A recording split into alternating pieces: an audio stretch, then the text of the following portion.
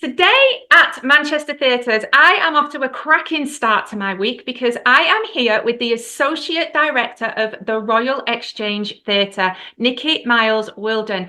Now, NICKIE is a director who is known for telling stories that champion connection and community, but also like to challenge the relationships between structure, preconceptions, and disabilities.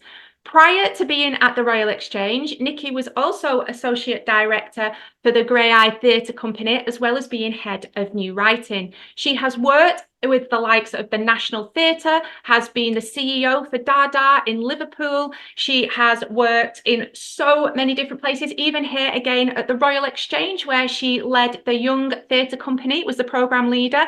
There is so much that has been going on for NICKIE, and her theatre credits include shows such as Cutting It, The Iron Man, the Forest of Forbidden Discos, The Tempest. I mean, NICKIE literally has theatre running through her veins. So we are in very, very good company. So thank you so much for joining. Oh, as well, I was going to say thank you for joining us, but one of the big ones as well is the first disabled-led theatre company in Gloucestershire as well, Toucan. So much going on, so much achieved, NICKIE. So it's a genuine honour to be chatting with you today. Oh, thank you, Karen. That's brilliant. When you read my CV back like that, I'm like, yeah, I have done loads actually. So thank you. You have, you really have. Sometimes. So, Associate Director of our glorious Royal Exchange Theatre in Manchester. So, can you tell me a little bit about what that role kind of encompasses and how you came to be back here with us? Okay, so I started back here in October last year as interim associate director whilst they were seeking a new creative director. And from that, I was supposed to finish a month ago, but they've asked me to stay on and extended me for another year and a bit, which is really exciting. Someone described me as being like glue. I was like, what does that mean? And it's around sort of being a bit of a link between the kind of creative and artistic things that are happening in the theatre and kind of filtering that information down to all the relevant departments. And I suppose my role, it encompasses a bit of everything. So I work with the team here with my colleague Suzanne Bell, who's the dramaturg, and also with Selena, incoming creative director, to artistically programme the module, as we call it, the big spaceship in the hall. So I've been working on the programming of that up until the end of 2025.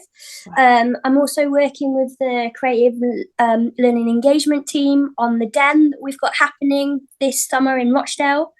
And also looking at kind of young company programs, elders program, thinking about what that entails, how that links to our kind of main theatre program, as well as getting stuck into working with the exec producer and the producing team on budgets, running of shows, working with directors on what their creative teams look like, also working with marketing on who is our audience? What should we program for our audiences? What's the right poster? What's the right press release blurb? Working with development team on speaking to funders. So yeah, and working with the kind of events team on what events do we want happening in the building that's not just theatre. So yeah, when I say it's a bit of everything and maybe a little bit of glue, then yeah, kind of gluing everything together in a way. I feel like I need to bring you some chocolate. That is an exhaustive list. I mean, chocolate would be good. Yeah, I will. Next time I'm there, I'm bringing chocolate with your name on it. There's so much going on. Definitely the glue. Definitely the glue. Now, before we start talking about the new season that the Royal Exchange have got, I just feel I need to give like a bit of a nod and applause to the importance of being earnest, because it's been so successful. You've extended your run a little bit, haven't you? Yeah, we've extended the run by a week because tickets are like whizzing off the shelves. And it's great, you know, one thing for us is really like building back after the pandemic. And, you know, this season has proven to be one of our most successful yet, with Taste of Honey doing brilliantly and Sweat, and now finishing it off with Earnest. And it is that thing of, you know, seeing such a wide range of audiences come back. And Josh and the team have done such a fantastic job with that retelling of that kind of reimagining of that classic, bringing it up to date. And also, seeing all those giant pink flumps in the auditorium, something I could never have dreamt of all the shows I've seen here. So it's great that, we've been able to extend it by a week and tickets are selling. So, it's just brilliant. It is. It's absolutely brilliant. And we've got an exciting new program coming up as well. So you've mentioned how you kind of are involved in that. How on earth do you start to put a program together? Like, do you have a wish list, or do you kind of break it into categories? Right, well, we want a new play, we want a musical. How do you do that with so much amazing work out there? It's quite I'd like to say there's a magic formula for it, but there really isn't. I think a lot of it comes down to working closely with all the teams. So really looking with marketing and looking at audience development as to what do people want, what type of people are coming, what audiences are we missing, how do we kind of reach out to them, what shows of what kind of shows have worked well in kind of elements of the season before. We always know Shakespeare does well because it's studied at school, at college, etc. And big Shakespeare lovers out there. And it's really interesting with Shakespeare to look at how directors can reimagine those stories so they feel for today.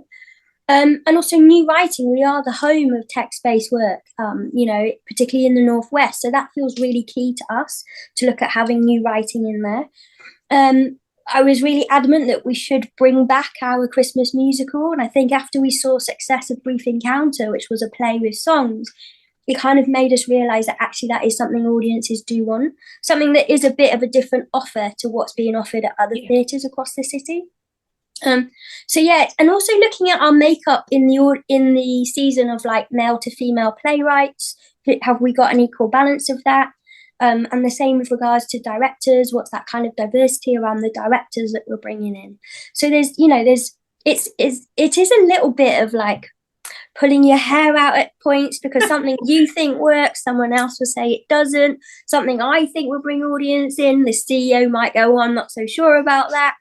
So it can be a bit of a push-pull situation, but I think we've got quite a really exciting and vibrant season coming up.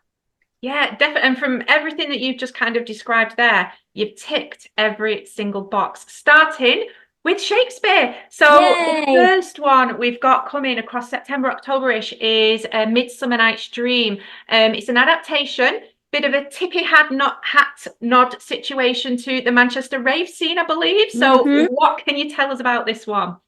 So this one, Steph O'Driscoll is a fantastic director who is really into kind of her music, her drum and bass, has been really inspired by bands such as The Levels, and has approached with this idea of using Manchester rave scene as this kind of theme for Midsummer Night's Dream. We're going to have a DJ on stage throughout, DJ Cello, who is playing the moon. They're going to be ever present in the space. It's going to have the feeling of a kind of bit festival vibe. I don't want to say too much about the set, but it's really exciting. And if you've seen any kind of pictures from Glastonbury this year, you might notice some elements of that coming into our auditorium. It's going to stay. We are working with I don't know what his title is, but an expert on Shakespeare. So we are staying true to the Shakespearean text and the way of it being spoken. And also, a couple of the musicians that are involved, like Chimpo, have been really inspired by actually how Shakespeare language lends itself to kind of spoken word and hip hop, and how that rhythms of the text can really work well. So I think it's just going to be exciting to see our space kind of taken over by this kind of world of musicians, the kind of rave culture that goes with Manchester hand in hand with that. And also how, an interesting take on how the text can be spoken. I love that. And what I also love is that very often A Midsummer Night's Dream is taken as the one that children can relate to, which for obvious reasons. But I love that this has been given a full kind of adult vibe that's very, relevant to people now as well. So it's not just been made cutesy and like you say, that I love that the rhythm is being taken for, for modern modern reasons. It makes it very relatable, and hopefully it brings, you know, a new generation in as well. Yeah, I really hope so. And I think it's going to be, you know, there's going to be a real sort of like party atmosphere around it. And I think it's got a really exciting cast along with it as well that we announced last week. Some of those people that have performed in our space before and are coming back. I just think it's going to be incredible to see it in our space, actually. Fabulous. And following that, we have the return of the Bullring Techno Makeout Jams. The new play or newish Bruntwood Prize winner by Nathan Queeley Dennis. So we're not going to give too much away about this one, but is there anything that you can tell us? We want this one to be a surprise. We do. So much of a surprise. I've not seen it yet, so I'm really looking forward to it coming. It won our Bruntwood Prize for Playwriting in 2022. It's a one-person show, so it's going to be really exciting to see how that looks in our space. Nathan took it up to Edinburgh last year, and it was in the Roundabout, which was their tiny, like, in-the-round space, kind of a bit inspired by our theatre. So I'm looking forward to see how one person can hold that space, and we know they can when we look at what Lauren did with her show, and Maxine in Happy Days. So it's going to be really exciting, and Nathan's just a really lovely, down to earth person, and I know many people that read Bullring Techno Makeout Jams when it was, you know, coming through Bruntwood, that were really excited by it. And they're people in the building that I really trust their point of view. So for me, I'm really excited to see how he does it, and that fantastic use of our space. And, you know, it's going on tour. So this is kind of the start of their national tour. So yeah, it's just great to have a Bruntwood play back with us, because we had Shed at the start of the year, and that did brilliantly. And, you know, there's a real hunger, I think, for new writing. Because a lot of theatres at the moment, it's one department that they're kind of like sidelining, whereas for us it feels, no, this is really who we are, and Bruntwood is a massive part of that. It is, and I'm also really excited because there's a little clue in the write-up as to Beyonce is involved somehow in the storytelling and the experiences. So I guess you're going to have to come and watch it to find out what that is all about. We know there's loads of Beyonce fans out there, so there is a reason to come and watch, right? Definitely. Anything with Beyonce in it. And moving on for your sort of big Christmas show across November through to January, you are bringing back Spend, Spend, Spend. So for anyone who didn't catch it previously, tell us all about this one.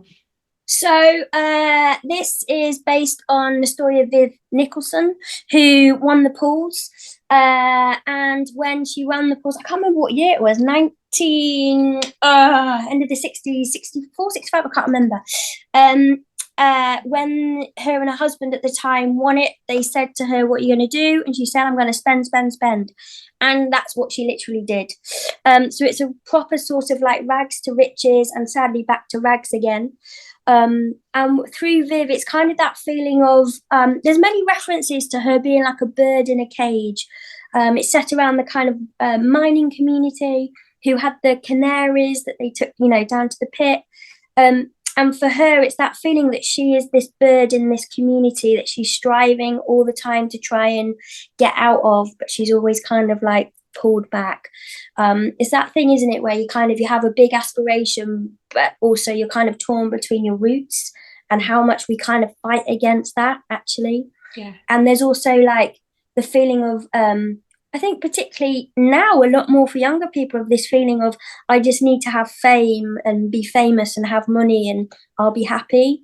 And sadly for Viv, that wasn't the case. And I'm just, you know, it's quite a moving musical. When I read the book for it, just being really taken along with this story of it, you know, it's not, I'm not a massive musicals fan, even though I've worked on a couple. But I think the ones that I am fans of is that thing where there's a real feeling that life isn't always the kind of sweetness that some of those musicals make out. Yeah. You know, that there is a real kind of like depth, and I think this is a story that a lot of people are gonna kind of find some connection with. There's something about us all wanting to strive to do better, but actually, is that always the right thing? Yeah. And it, you know, we've got Josh Seymour coming to direct it, who's a brilliant director, and he's currently associate director on Hello Dolly in the West End. So to have him making work in our space is just going to be amazing. And we've got Rachel Askavac in it, who people might know from Out of Waterloo Road, who is just absolutely wonderful and a beautiful human being. And I can't wait for her to be in our space as well. I can't wait for the whole thing. It's like, you've got this 7-piece band, and even then you're saying about references about the canary cage and things like that. I mean, the space, the shape of the dome and the theatre is perfect, isn't it? And there's that thing, isn't there, in our space that you look up and you can see a little bit of light seeping through. So there's that feeling that at that moment in time, we're all those kind of, we are those birds in those cages and experiencing this story all together. Yeah. And then we move on to, we tick the female playwright with who better than Carol Churchill in 2 short plays. So we've got Escaped Alone and What If Only. So tell us a little juicy bit about these 2. So we're welcoming back Sarah Frankham as well, who's going to be directing these. You know, Carol Church was somebody that I studied at school and at university. So it's, you know, we probably all studied a Carol Churchill at some time in our life. So it's great to be able to present her work here, because I don't think we've done that for quite a while. Maybe Striker was the last Carol Churchill we did. So with Escaped Alone, it's very much a focus on older women as well. And it's 4 older women kind of talking about their lives, their kind of like, again, their hopes and aspirations and what has truly happened to them. I think we're in the process of casting that. And I think there's going to be some really exciting casting going on. And then What If Only is this, it's a bit darker. What if only? There's a story of, you know, kind of struggling with grief. How can you carry on with life if you're struggling with grief? And it's got an ensemble of actors in that one, and I can't say too much about that one at the moment. But it's going to engage a number of people that we regularly work with in this building in that one. Oh, exciting. Yeah, I love a little teaser. A little teaser, that's all I can say, because I don't even think they know how they're going to be involved. So my lips are sealed. But I think it's you know, and the fact that it's older women as well on stage, I think is, you know, we need to see more of that. Yes. And so I'm so excited that not only is it a Carol Churchill, but it is for older women. And how's it going to work? So you're going to have both plays within the same sort of evening's performance? Yeah, so you do one, have an interval, and then the other. Yes. Wow. And they're both quite short in length. Yeah. So it'll be it's basically like 2 for 1, isn't it? Really that's what I was like. And you can still get your train home on time. So that's what we're aiming for. Or have a drink in the bar. So yeah. Yes, absolutely. I mean, as well as this new season, there's constantly something going on in the Royal Exchange. You know, you really work with the community. You've got shows coming in, touring. I mean, you've got Kiri Pritchard McLean coming, which is a huge deal. You've got Threshold, you've got Elders Fest. There's always something going on, isn't there? Yeah, there is. It's a really, you know, it's a busy building. We're striving to get the studio back open, not sure when yet, because we do want it busier, and also looking at those opportunities where we can engage local artists, because that's really important, and, you know, and to listen to what we should be to them, etc. So yeah, it's, you know, we're busy, but probably not as busy as we would like to be. So we've still got a bit of a way to go, because, you know, we want to be a thriving art space here in the centre of Manchester. So, you know, we're slowly getting there, and, you know, with exciting things like the Elders Fest, where some of those elders that have been with us have set up their own companies and they're coming to perform. The Elders Choir. There's a new piece of writing that Andy Barry is directing called Acts of Love that goes with that. So yeah, it's gonna be a really exciting sort of festival. And the Young Company with Threshold towards the end of August, where that's written by them. We've worked with three writers from the young company. They've been overseen by the brilliant Becky Presswich of like bringing that all together. And that, they're determined to kind of caption that as well. So those performances will be creatively captioned. With the Den going on in Rochdale as well throughout August. It's a really busy time, and we're all better when we're busy. So yeah. We stay out of mischief that way, don't we? We do. We hopefully, yeah. But then mischief comes into our work, so it's quite good. This is very true. And the way to make sure that you do not miss out on any of the fabulous offerings you have is to buy yourself a season ticket, isn't it? Yeah, it is, definitely. Get your season ticket. That gives you that kind of first offer to all those shows that we've got. Just come along. And also, if you can't afford a season ticket, then you can look out for our kind of pay what you can offer as well, which is always exciting. And on the day, our kind of cheaper banquette seats as well. Yeah, so there is so much, as always, to be honest, to look forward to at the Royal Exchange Theatre. And it is fabulous to see, like you say, the thought that goes into the different variety and different representation that you have on offer, making sure that it truly is a theatre in the heart of Manchester for absolutely everybody. So thank you so much, Nikki. There's so much to look forward to there. And we cannot wait for all of Manchester to basically come and visit you and say hello, to look out for you. That'll be great. Come in and have a brew as well. We'll come and see you. Oh, thank you so much. And we will see you very, very soon. Take care and thank you. Thank you, Karen. Take care. See you. Bye.